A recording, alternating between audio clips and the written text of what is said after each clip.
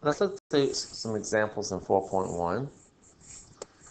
Let's begin looking at number 10 and number 12. So they're asking us to classify whether something is a random variable or a discrete random variable or a continuous variable. So number 10, the length of time student athletes practice each week. This is time. Notice it could be any value between here and here, and there are no gaps. So that represents an infinite number of values, really. So that's continuous. The key, though, there are no gaps between values. Number 12, though, the total annual arrests. Notice these are distinct points. There are gaps in between there, so this random variable is discrete. If we look at 14, the length of time it takes to complete an exam, again, we're measuring time, so that is continuous. No gaps in there. Number 16, the number of tornadoes. If we're counting tornadoes, we're only going to be counting integer values. So on the number line, there are gaps between integers because we're not doing fractions and decimals and such. So that one is discrete.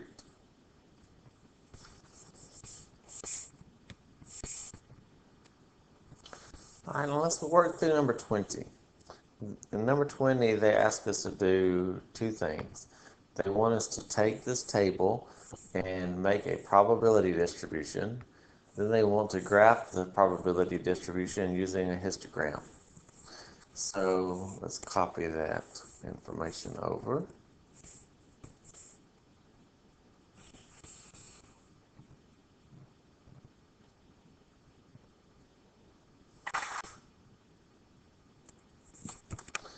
So if we make our table, we're going to have x values and probability values. So our overtime hours is our random variable, the number of hours of overtime. So that's 0, 1, 2, 3, 4, 5, 6. Now we want to find out what is the probability that a person gets 0 hours of overtime, 4 hours of overtime, 5 hours of overtime, etc. So here are the number of employees, so we need a total. So we need to add those together. 6 plus 12 plus 29 plus 57 plus 42 plus 30 plus 16. So if we add those together, we have a total of 192 people. So if we want to look at what is the probability that an employee works 0 overtime hours, that's 6 out of 192. The probability that a person works 1 overtime hour, that's 12 out of 192. And then 29 out of 192, and 57 out of 192. So let's do those as decimals. 6 divided by 192 is about 0.031.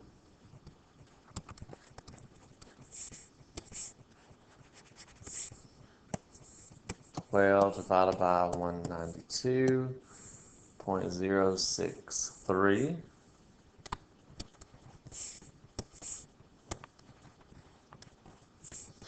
29 divided by 192, 0.151. 57 divided by 192, 0.297. 42 divided by 192, 0.219.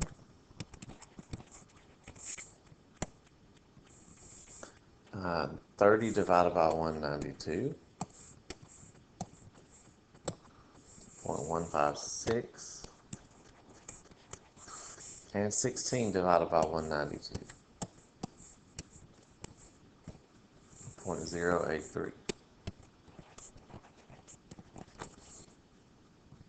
So since all of these come from our total of 192, by the time we have gotten from the top to the bottom, we've accounted for every person out of 192.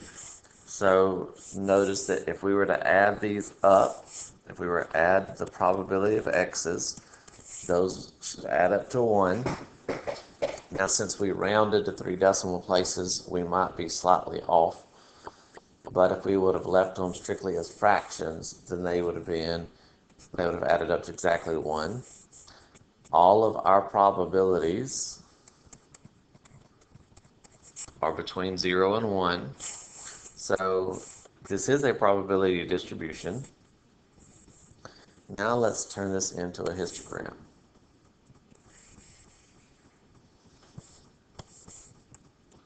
We have 0, 1, 2, 3, 4, 5, and 6. And then our relative frequencies, also known as our probabilities. The highest one is 0.297, so about 0.3. So let's do these as 0.1, 0.2, 0.3. So we look at the first one, 0.031. So let's make a quick note. If this is 0.1, then this is 0.05. If this is 0.1 and that's 0.2, this is 0.15, 0.25. So it might help to have those extra references. So for the first category, when x is 0, that corresponds to a probability of 0.031. So 0.031, that would be something along the lines of, that would be 0.05, so 0.03 would be more like that. 0.063, 0.05 would be there. 0.75 will be about there, so somewhere in the neighborhood of here. 0.151, that should be about there. 0.297, that's almost 0.3. 0.219, so there's 0.2, so a little bit more. 0.156, 0.083. So that's 0.1, so we're a little bit less than 0.1. So there's our histogram that goes with this. Now, we need to have labels and such. So this histogram is about overtime. In the x direction, those are the number of hours of overtime.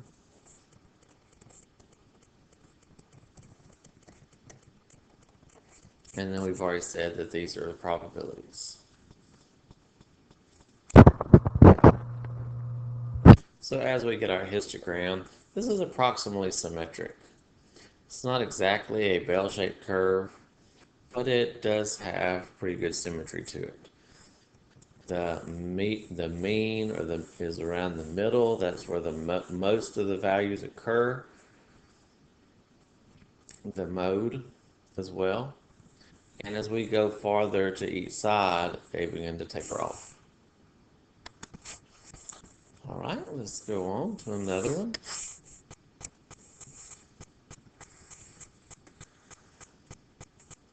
If they ask us to find a missing probability, remember that in order for this to be a probability distribution, then these probabilities have to add up to 1. So if all of these add up to 1, and we've already used 0.05, 0.23, 0.21, 0.17, 0.11, and 0.08. If we take each one of those away, then what we're left with is 0.15. So that is what has to go there in order for them to all add up to 1.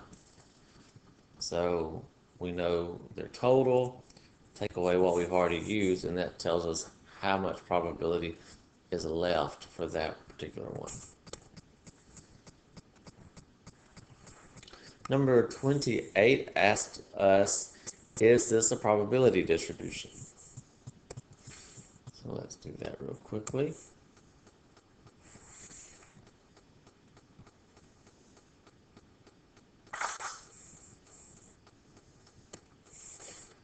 So in order for this to be a probability distribution, all probabilities have to be positive.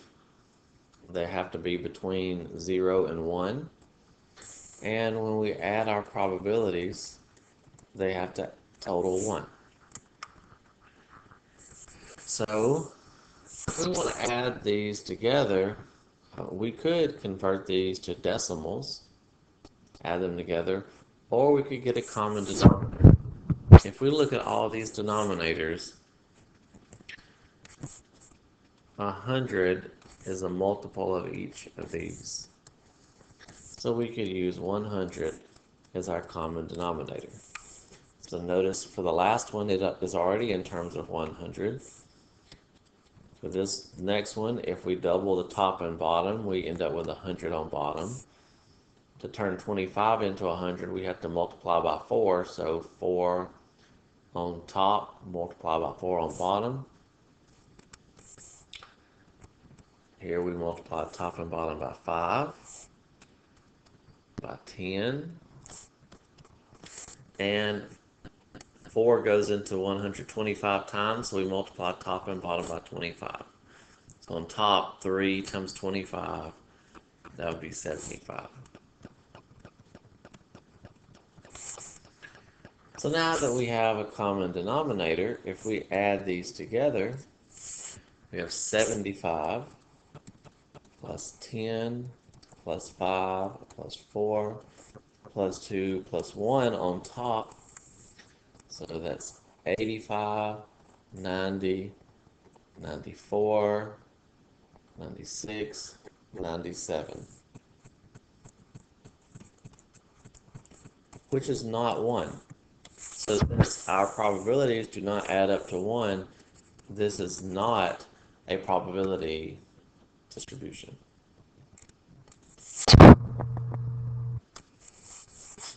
Alright, so now let's look at number 30. And in number 30, they want us to find the mean, the variance, and the standard deviation for this distribution.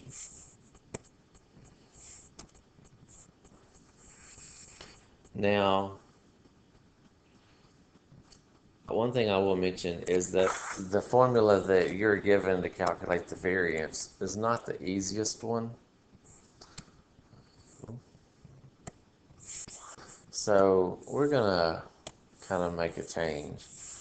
So to calculate the mean, it is the sum of the x times p of x's.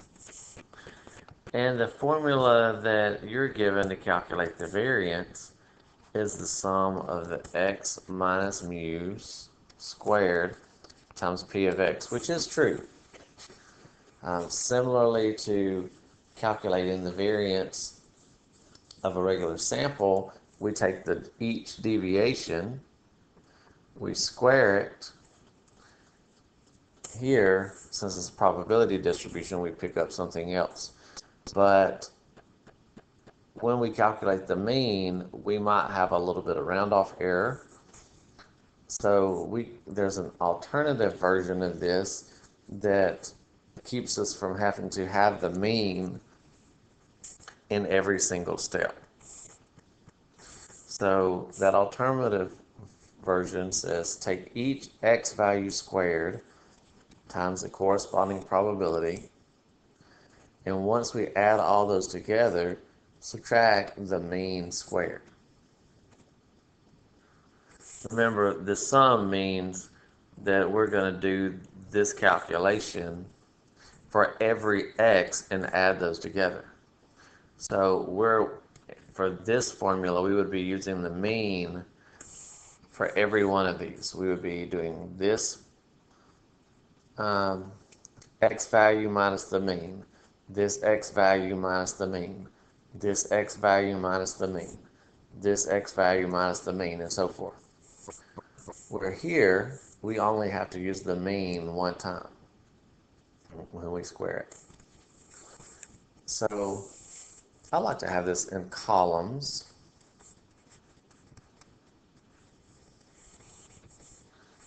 So we need an x column. So the values of our random variable are 4, 5, 6, 7, and 8. Their probabilities are 0.188, 0.223, 0.214, 0.348, 0.027. And we need two more columns. In order to get the mean, we need the product of each x value times its probability. So we need a column for that. So we're going to take the first x value times its probability. So 4 times 0.188. Then we're going to take the next x value times its probability. So 1.115. And then the next x times its probability.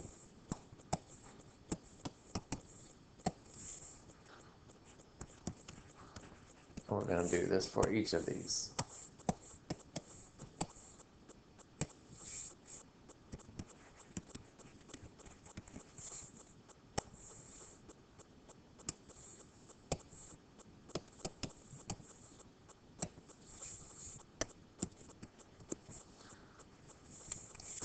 Then to get our mean, remember sigma means to add those up.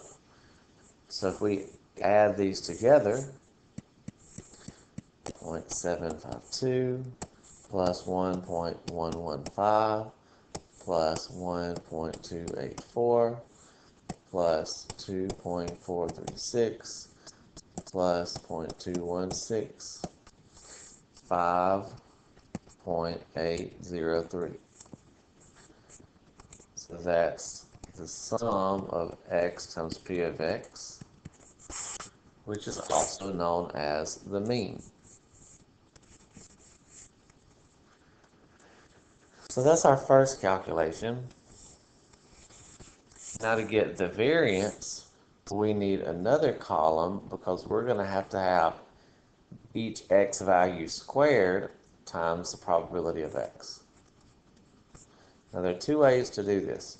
We could literally square the x values and multiply it times its probability.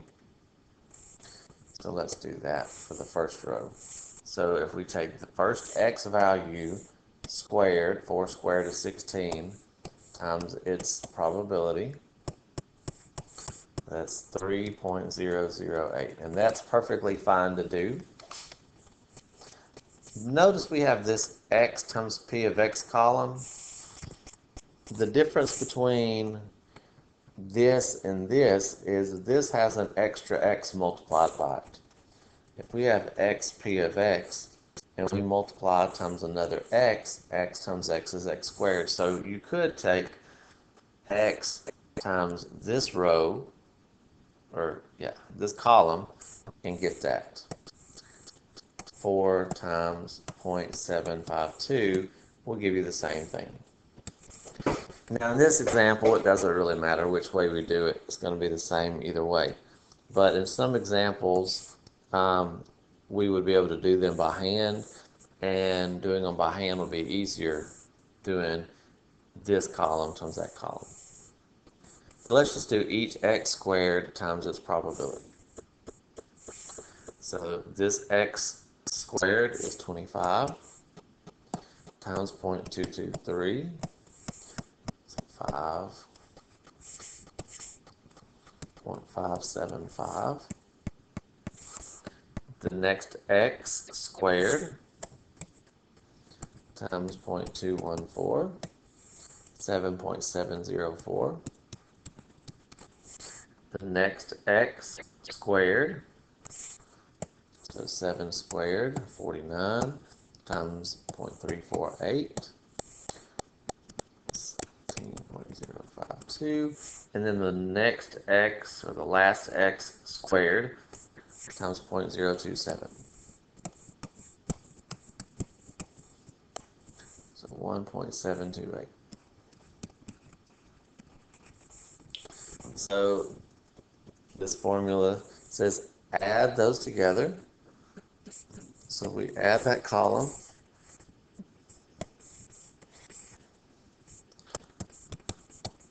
Oops.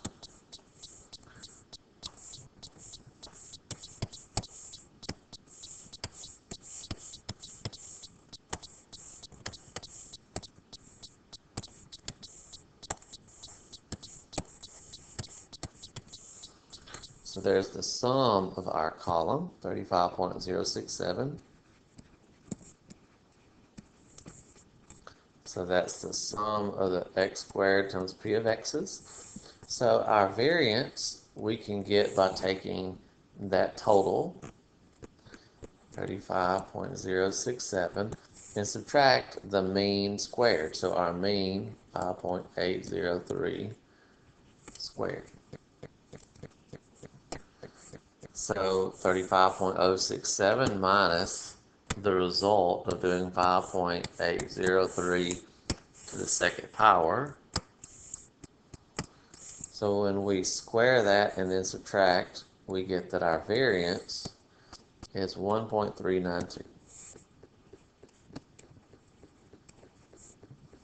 Now that's our variance. If we want our standard deviation, remember we take the square root of both sides. So the standard deviation is just the square root of that. So 1.180.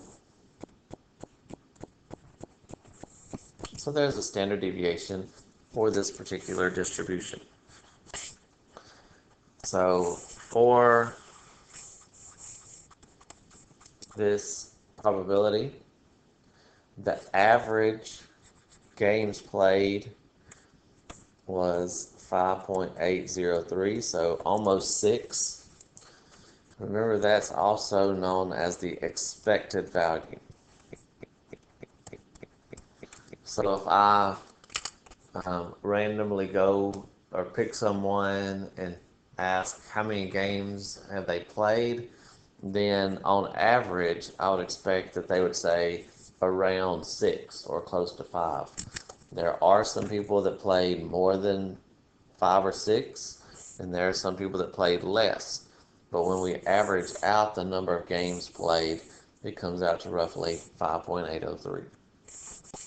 And remember the standard deviation, that just is a measure of how spread out our data is. So not spread out a lot. Some, yes, but not just a ton.